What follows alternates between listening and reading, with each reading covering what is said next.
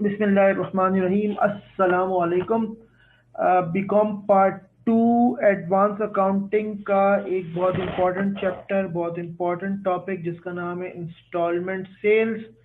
और instalment sales का एक बहुत ही आसान सवाल, ताकि इंस्टॉलमेंट सेल्स का कंसेप्ट जो है वो क्लियर हो जाए और इसमें किस तरह क्या वर्किंग्स करनी होती हैं वो चीज़ जो है स्टूडेंट्स को क्लियर हो जाए। एंट्रीज बनानी होती हैं, जो जो वर्किंग्स होती हैं हम इस क्वेश्चन में देख लेते हैं। ये 2005 प्राइवेट में आया है। Umar and sons limited uses perpetual inventory system for recording merchandise and installment method for recognizing profit. The transactions for the year ended June 30th, 2005 were as under. Sales on installment basis दी हुई है, cost of instalment sales दी हुई है, purchase merchandise on account दी हुई है, collection of installments दी हुई है, payment of accounts payable दिया हुआ है, एक्सपेंसेस पेड दिया हुआ है, इंस्टॉलमेंट अकाउंट रिसीवेबल कैंसल्ड दिया हुआ है, रिपोजेस्ड मर्चेंडाइज की वैल्यू दी हुई है। कॉस्ट ऑफ इंस्टॉलमेंट सेल्स अगर नहीं दी हुई होती तो फिर सवाल में वो आपको मर्चेंडाइज इन्वेंट्री का ओपनिंग बैलेंस, मर्चेंडाइज इन्वेंट्री का एंडिंग बैलेंस और परचेजेस देगा, जिससे हम कॉस्ट ऑफ इंस्टॉलमेंट सेल्स निकाल सकते हैं। लेकिन क्योंकि ये इजी क्वेश्चन है तो उसने बनी बनाई हमें कॉस्ट ऑफ इंस्टॉलमेंट सेल्स यहाँ पे दे दी है। वर्किंग जब हम करते हैं तो नॉर्मली यूजुअली दो तीन काम हमने अपने सवाल में लाजमी करने होते हैं। नंबर वन, सबसे पहले हम कैलकुलेशन करते हैं डेफर्ड ग्रॉस प्रॉफिट या unrealised gross profit. Deferred gross profit या अनरियलाइज्ड ग्रॉस प्रॉफिट, इसको यूजीपी भी कहते हैं, अनरियलाइज्ड ग्रॉस प्रॉफिट। तो इसकी कैलकुलेशन करने के लिए हमने इंस्टॉलमेंट सेल्स में से अपनी कॉस्ट ऑफ इंस्टॉलमेंट सेल्स को लेस करना होता है, तो हमें डेफर्ड या अनरियलाइज्ड ग्रॉस प्रॉफिट मिल जाता है। ये पहला स्टेप हमारा है। लेकिन अगर सवाल में कॉस्ट ऑफ इंस्टॉलमेंट सेल्स ना दी हुई हो तो फिर हमने उसकी वर्किंग करनी होती, जैसे अभी मैंने आपको बताया। अच्छा, इंस्टॉलमेंट सेल्स हमें 4,50,000 दी हुई थी, कॉस्ट ऑफ इंस्टॉलमेंट सेल्स हमें दी हुई है 3,15,000। इसका डिफरेंस बन रहा है 135,000। ये हमारा डेफर्ड ग्रॉस प्रॉफिट आ गया। पहला स्टेप हमारा ये हो गया। सेकेंड स्टेप में हम परसेंटेज निकालते हैं डेफर्ड ग्रॉस प्रॉफिट की। Percentage of deferred gross profit के लिए हम डेफर्ड ग्रॉस प्रॉफिट को इंस्टॉलमेंट सेल्स से डिवाइड करके और हम उसको 100 से मल्टीप्लाई कर देते हैं। डेफर्ड ग्रॉस प्रॉफिट को हम इंस्टॉलमेंट सेल्स से डिवाइड करके 100 से मल्टीप्लाई कर देते हैं, तो हमें percentage of deferred gross profit मिल जाती है, जो कि इस केस में 30% आ रही है। दो चीज़ें हमने कर ली। तीसरे नंबर पर हम रियलाइज्ड ग्रॉस प्रॉफिट की अमाउंट निकालते हैं, रियलाइज्ड प्रॉफिट निकालते हैं। उसके लिए एक फॉर्मूला हम लगाते हैं कि कैश कलेक्शन जो कि यूजुअली सवाल में दी हुई होती है, उसको हम परसेंटेज ऑफ ग्रॉस प्रॉफिट से, डेफर्ड ग्रॉस प्रॉफिट से मल्टीप्लाई करते हैं, तो हमें क्या मिल जाता है, हमें हमारा रियलाइज्ड ग्रॉस प्रॉफिट मिल जाता है। कैश कलेक्शन अगर हम क्वेश्चन में चेक करें तो यहाँ पर उसने हमें बताया है कि कलेक्शन ऑफ इंस्टॉलमेंट्स 1,50,000 है। इस 1,50,000 को मैंने किससे मल्टीप्लाई कर दिया, जो अभी मैंने 30% रेट निकाला था, ये मैंने इसको इससे मल्टीप्लाई किया, तो मेरे पास जो है वो 45,000 रियलाइज ग्रॉस प्रॉफिट आ गया। अच्छा, अब अगर सवाल में वो आपको डिफॉल्ट क्या हवाले से कुछ बात कर रहा हो, instalment account receivable cancel. Basically instalment account receivable cancel का मतलब ये होता है कि ये वो आपका कस्टमर होता है जो आपकी जो है इंस्टॉलमेंट्स नहीं दे पाता, नहीं दे सकता। इसमें दो केसेस होते हैं कि जब एक कस्टमर आपकी इंस्टॉलमेंट्स नहीं दे रहा होता तो आप उससे अपना सामान वापस ले आते हो, ये एक केस होता है।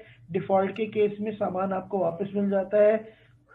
दूसरा केस ये होता है कि कस्टमर आपका सामान भी लेकर गायब हो जाता है। तो यहाँ इस वाले हमारे सवाल में रीपर्चेज मर्चेंडाइज हमें मिल गई है, जिनकी मार्केट वैल्यू इस वक्त 16,000 है।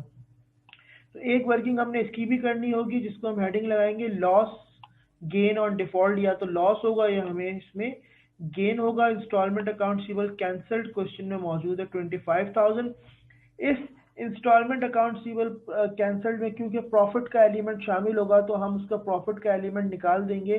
30% हमारा डीजीपी रेट आ रहा है, तो इस 30% डीजीपी रेट से हम इंस्टॉलमेंट अकाउंट रिसीवेबल कैंसल्ड को मल्टीप्लाई कर देंगे। जब हम उसको मल्टीप्लाई करेंगे तो हमारे पास जो है 7500 की अमाउंट आ जाएगी, और उसके बाद इस 7500 को हम अपने इंस्टॉलमेंट अकाउंट रिसीवेबल कैंसिल से लेस करेंगे तो हमें बुक वैल्यू मिल जाएगी जो मर्चेंडाइज हमने रिपोजेस की है। हमारे हिसाब से ये मर्चेंडाइज 17,500 रुपए की है, जबकि इन मर्चेंडाइज की market value as per question market value उसने हमें बताई है कि ये 16,000 है। तो हम क्या करेंगे, बुक वैल्यू में से रिपोजेस गुड्स की मार्केट वैल्यू लेस कर देंगे। अगर रिपोजेस गुड्स की मार्केट वैल्यू कम है बुक वैल्यू से, मतलब लॉस है हमारा, और अगर हमारी रिपोजेस गुड्स की मार्केट वैल्यू ज़्यादा है हमारी बुक वैल्यू से, तो इस सूरत में गेन होगा। तो ये हमने सारी वर्किंग्स जो है वो हमने कर ली हैं। अब वर्किंग्स करने के बाद हमने हमारा अगला स्टेप ये है कि हम इसकी जर्नलाइजिंग करें परपेचुअल सिस्टम। इसमें पीरियोडिक सिस्टम भी हो सकता है, परपेचुअल सिस्टम भी हो सकता है। ये सवाल जो है वो परपेचुअल सिस्टम पे बेस करता है। पहली एंट्री हम अपने डेटा को देखते हुए बनाएंगे। इंस्टॉलमेंट सेल्स की है 4,50,000। फर्स्ट एंट्री हमने बनानी है, इंस्टॉलमेंट सेल्स डेबिट कर दिया और इंस्टॉलमेंट अकाउंट रिसीवेबल डेबिट कर दिया, इंस्टॉलमेंट सेल्स को हमने क्रेडिट कर दिया। कॉस्ट उसने फौरन दे दी थी, हमने कॉस्ट को भी रिकॉर्ड कर लिया हाथ के हाथ ही, और कॉस्ट की हमने एंट्री पास कर दी। 3,15,000 से हमने कॉस्ट की एंट्री पास की। Cost of instalment sales debit, merchandise inventory credit. फिर उसने परचेजेस का जिक्र किया था 5 लाख, तो मर्चेंडाइज इन्वेंट्री, क्योंकि ये परपेचुअल सिस्टम है तो परपेचुअल सिस्टम में हम परचेजेस की टर्म यूज नहीं करते बल्कि मर्चेंडाइज की टर्म यूज कर रहे होते हैं। तो 5 लाख से मर्चेंडाइज डेबिट और अकाउंट रिसीवेबल क्रेडिट कर दिया। Cash collection, cash debit, instalment account receivable credit हो जाएगा 1,50,000 से।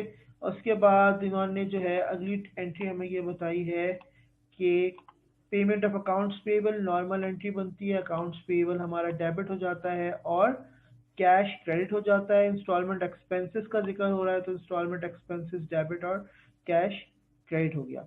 उसके बाद हमने ये क्लोज किया अपनी सेल्स को। सेल्स की नॉर्मल नेचर क्रेडिट होती है, डेबिट करके क्लोज कर दिया।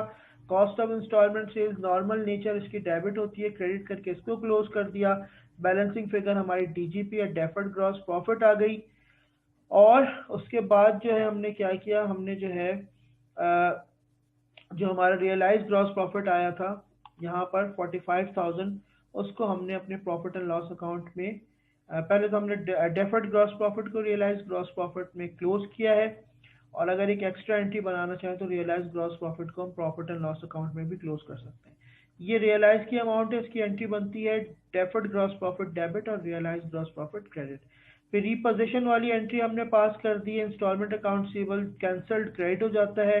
लॉस हमेशा डेबिट होता है, डेफर्ड ग्रॉस प्रॉफिट इस केस में क्योंकि क्लोज कर रहे हैं डेबिट हो जाएगा, और रिपोजिट की मार्केट वैल्यू जो है हम डेबिट कर देंगे। तो ये इसकी हमने सारी एंट्रीज बना ली हैं और ये इसकी वर्किंग है। और ये बहुत इजी क्वेश्चन इंस्टॉलमेंट सेल्स का था। बेस बनाने के लिए ये कंसेप्ट ये सवाल बहुत अच्छा है। अगर इस क्वेश्चन को आप सॉल्व करेंगे तो इससे आपकी इंस्टॉलमेंट सेल्स की बेस बन जाएगी। एक दफ़ा फिर रिपीट कर दूं, अगर cost of instalment sales given ना हो तो फिर merchandise opening plus purchases less merchandise ending करके आप कॉस्ट ऑफ इंस्टॉलमेंट सेल्स निकाल सकते हैं। आई होप आपको ये वीडियो पसंद आया होगा। इस वीडियो के बाद इंशाल्लाह इंस्टॉलमेंट सेल्स के किसी और कंसेप्ट पे इंशाल्लाह हम बात करेंगे।